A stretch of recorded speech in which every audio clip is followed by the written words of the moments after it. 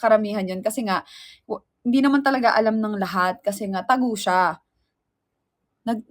Natago siya, tago yung siyempre surprise siya. So, maraming tao ang hindi alam yung ay, wait lang,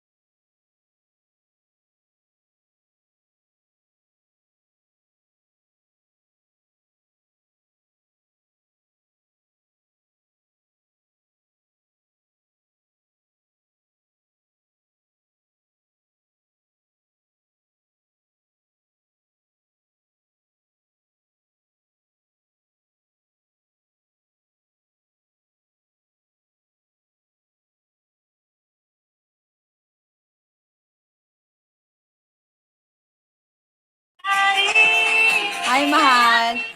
So, ayun na, tulad nga ng sabi ko kanina, 'di ba, karamihan sa inyo alam na may pa-surprise ang Ward Fam, pero hindi naman siguro lahat na surprise na rin yung iba na, ay may pa-ganun pala kasi nalaman niya na sa tweet ko or sa tweet ng iba, ganyan. Pero ako talagang na-surprise ako kasi wala talaga akong alam.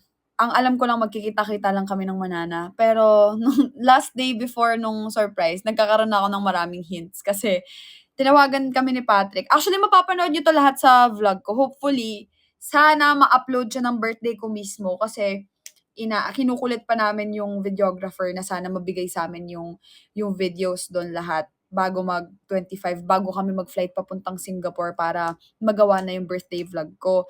So ayun, going back, wala talaga akong alam sa mga plano. Pero nung night before nung pagpunta namin sa Pampanga, naisip ko na, hala, parang may something. Kasi tumawag sa'min si Patrick, tapos parang sabi niya, "Ted, tara."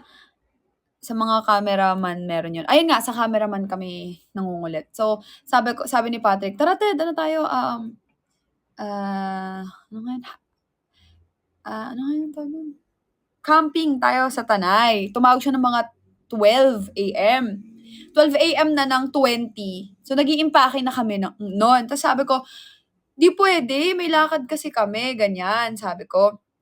Tapos, sabi ko ano, "Hindi puwede kasi kako may lakad kami." Sabi niya, "Ano ba yung lakad niyo? Wag na kayong pumunta dun." Ganyan. Parang i-ditch na namin daw yung lakad. Sabi ko, "Baliw, hindi puwede yung gano'n."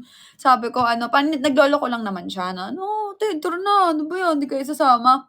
Sabi ko, "Hindi puwede kasi kako ano nga, yun nga, may pupuntahan kami, ta's kako yung mga dati kong supporters na naging friends ko." May muta pa ako, naging na ano, kasi sabi ko kapag kasama ko kasi sila lagi silang may pa-something sa'kin, ganyan.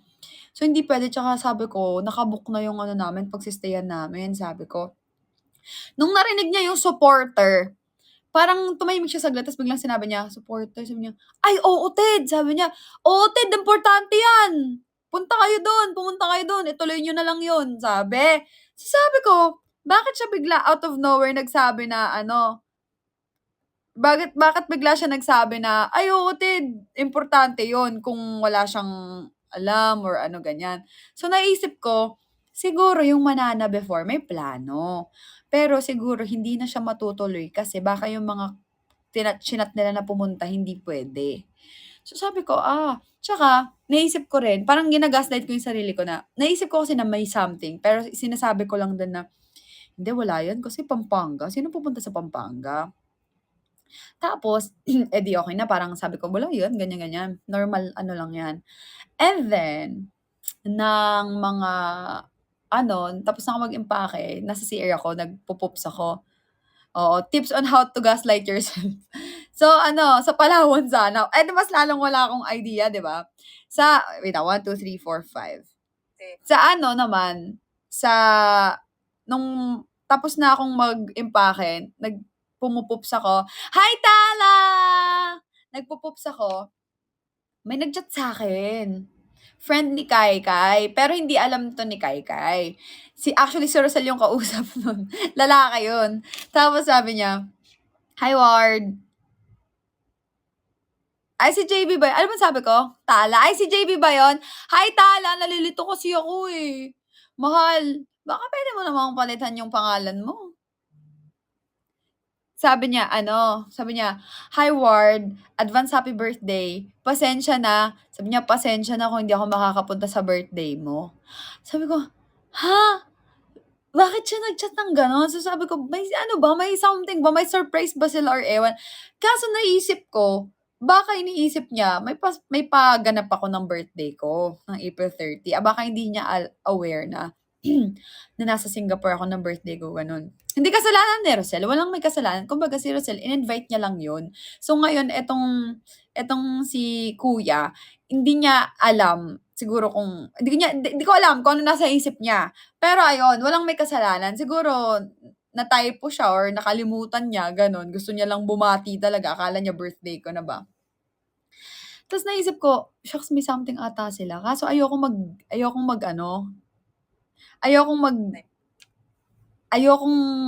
mag-expect, gano'n.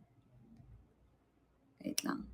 Tapos ayun, sabi ko, shucks, may ano ata. Pero hindi ko na lang binigil. Sabi ko, baka ano lang.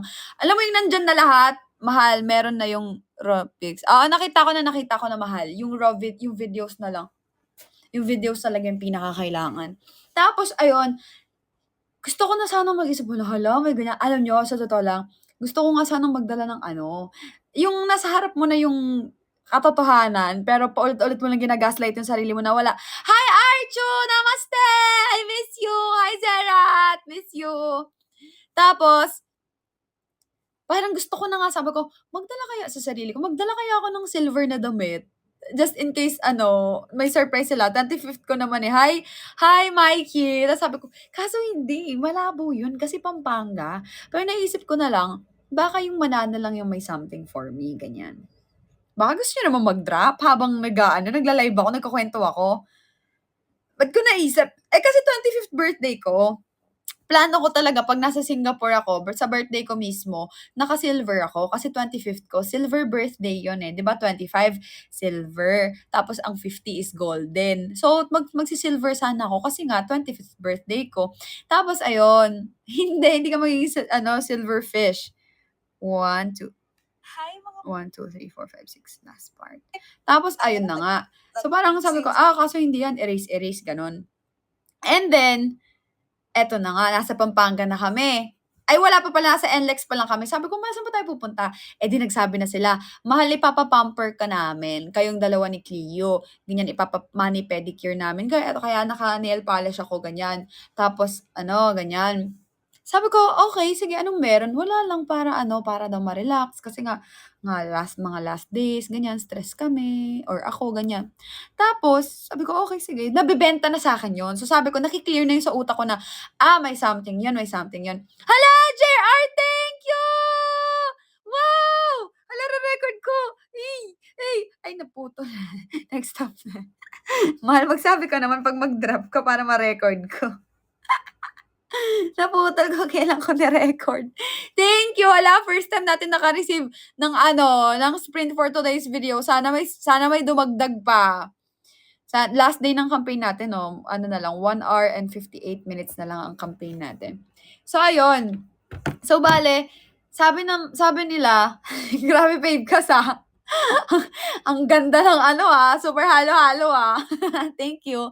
Tapos, nandun na kami, nagpapa-nail polish na, ganyan, pina-foot spa ako, ganyan. Sabi ko, mahal, bakit foot spa ka ako? Gano'n na ba kadumi yung paa ko? Pero, lagi naman kasi talaga ako nagpapa-foot spa.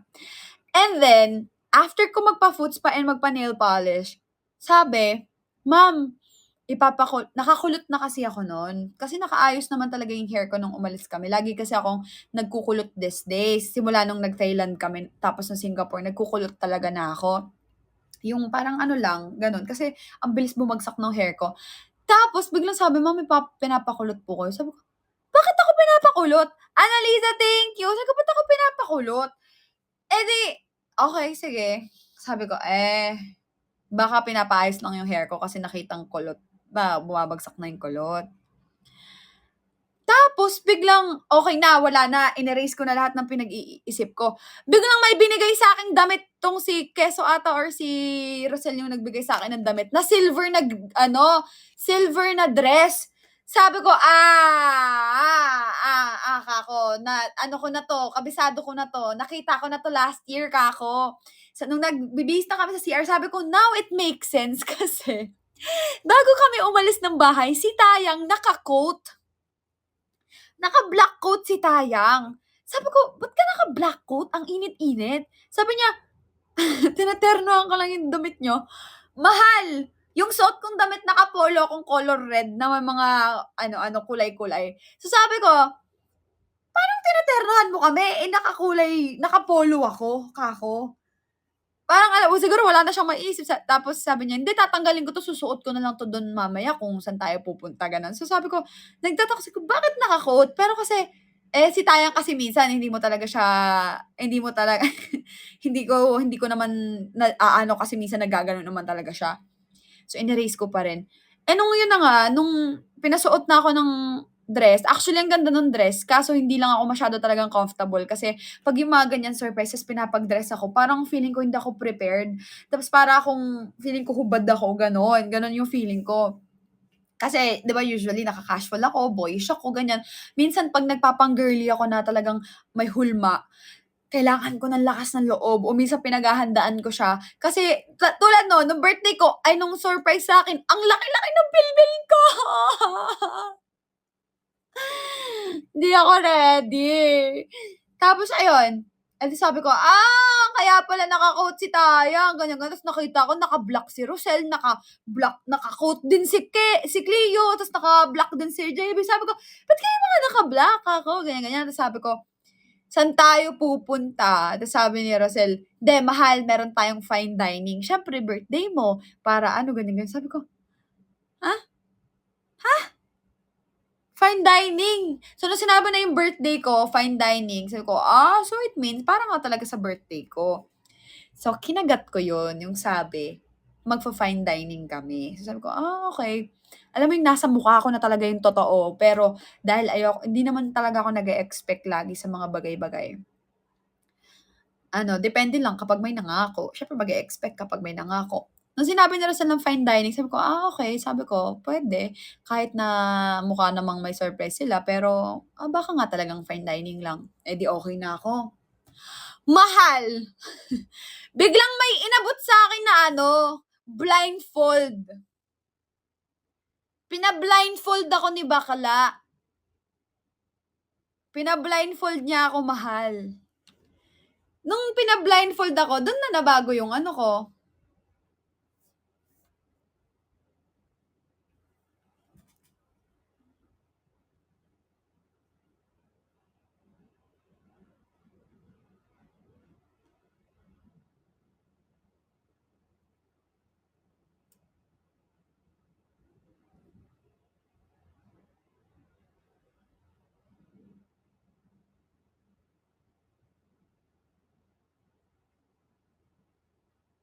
Wait lang.